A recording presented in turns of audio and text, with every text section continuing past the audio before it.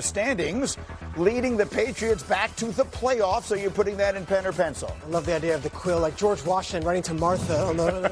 I'm going with pencil. I know, again, rational. It's week 5, guys. Let's slow down. I can't put it in pen. But are they making the playoffs? I don't see it happening just yet. Let's see another week of this. It's been 2 weeks in a row that Drake Maye looks fantastic. And they UNC? won 2 big games. UNC, sure. We can tweet about it here. And I would say this is the guy that I think they've got their future. But let's see. It's a long season. And we got the Chargers winning the AFC West. If the season ended today, they would still be on top because of the 3 division wins. Are you putting that in pen or pencil? No, that I need an eraser. That ain't. Okay. Listen, I had them. I talked them up last 2 weeks. Broke me. I mean, we're littered with injuries. We can't get it going. I mean, I don't know what's happening. I don't like it. And all of a sudden, the Chiefs' offense looks like it can actually go put up a bunch of points. I just can't. It hurts me. It pains me because I wanted to pin it, and if you give me the Colts, I pin it. Now I got to pencil it, which is you don't have to pin it. You don't have to pencil it. You can pin it at the bottom. Like they are not going to win. Okay, I'll pin it the other way. I'll pin them. Who's going to win it? I think the Chiefs are going to win it. Well, say that bold. Say it with your chest. Both of you. I got to tell you. No, let me be serious for a minute. Yeah.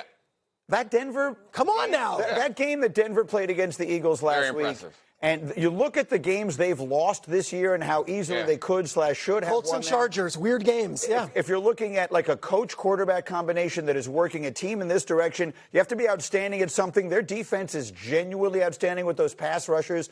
To me, I think if I had to pick a team right now that's going to win that division, I think I would pick Denver. Well, you can feel free to pin it if you want to. No, I'm not and pinning anything. I'm glad that you think that the coach quarterback advantage goes to Denver Broncos. I love it, Greeny. That's great. I'm not, obviously. I mean, Andy Reid and Patrick Mahomes are as good a coach-quarterback combination as there's ever been. But things have to... When they went for the 2 in that game against the Eagles, not only was that a statement, I thought, in doing it, but I like the fact that they all said afterwards, we didn't have to talk about it. Yeah. We didn't have to think about it. We knew what we were doing. We knew running off after the touchdown, we're going for the 2. A lot of people look at Sean that with the Saints when they had the money in the locker room and they would dance and do all the stuff there. This is what he is. He's petty, and these guys buy into it. And it might be a little high school at times. It might feel a little like Hollywood movie stuff. But that Denver Broncos team believes in their coach, and it might take them the next level. The real thing in Denver is going to be how accurate Bo Nix can be throughout the season and if they get to the playoffs in the playoffs. That's it, because they have all the pieces.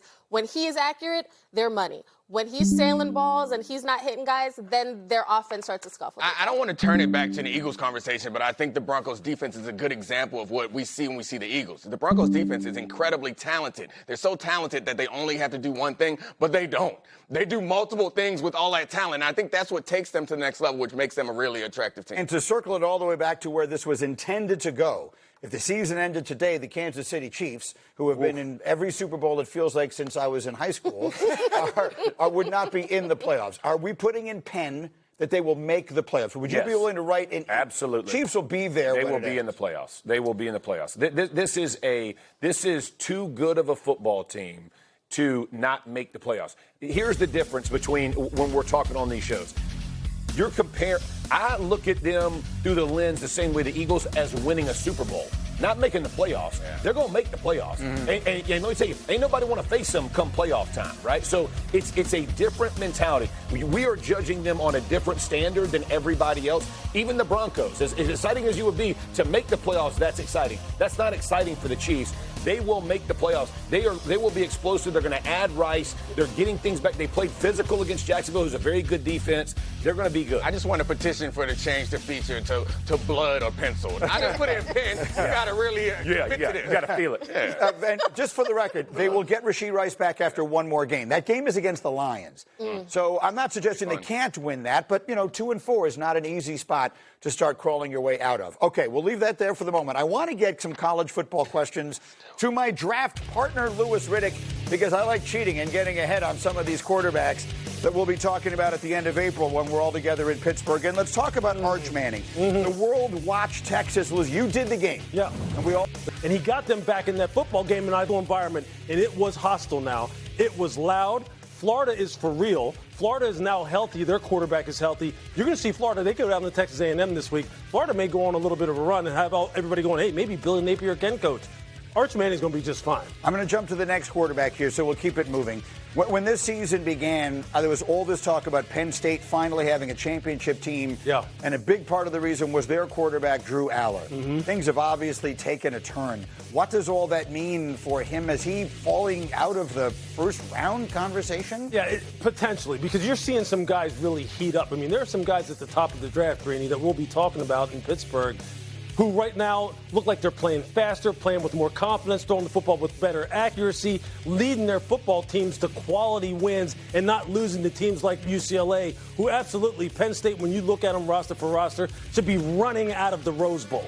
And Drew Aller is a part of that. Now, I saw him at the end of last year in the Fiesta Bowl against Boise, and I'm sitting there going, no wonder he wants to come back, because I think he could go ahead and vault himself into a top 10 pick.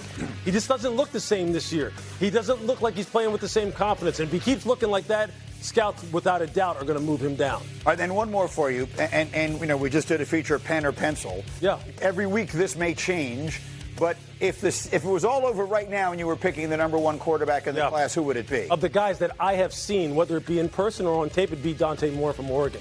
The way he played against Penn State, as far as how big he is, how mobile he is, how confident he plays, the different arm angles he can throw from, on platform, off platform, he's got the entire package. Now, I have not seen Fernando Mendoza at Indiana, although I watched his tape from Cal last year, and I haven't seen Carson Beck in person, and I really haven't studied his tape either. But right now, there is a major competition for the number one quarterback, spot when the draft rolls around, and I think, look, Oregon, you've got yourself one right there. Dante Moore is eligible to come out this year. He's only 20 years old. The only bad news for you and Mel Kiper agree. I know you don't like that. Mel also has Dante Moore as the number one. And Kipe hates running backs. Yeah, I know. I get it. All right. Feast your eyes on the AFC playoff field. Ooh. If the season ended today, we included teams in the hunt. But those would be the standings.